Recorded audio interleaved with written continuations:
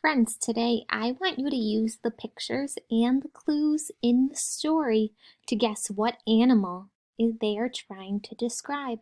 This story is called Wiggling Whiskers by Felicia Macheski. Guess what?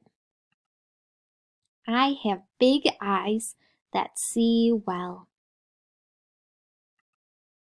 I have very soft fur. I use my nose to sniff things.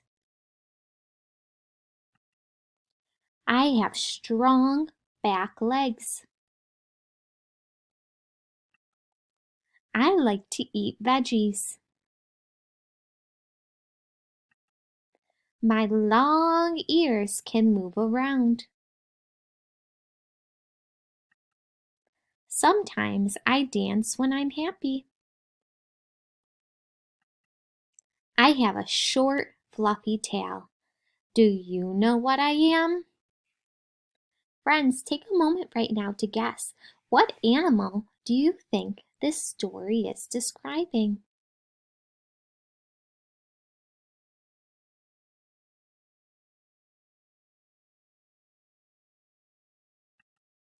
I'm a rabbit. Did you guess it right, friends? It's important to listen to word clues and picture clues to help you figure out this springtime animal.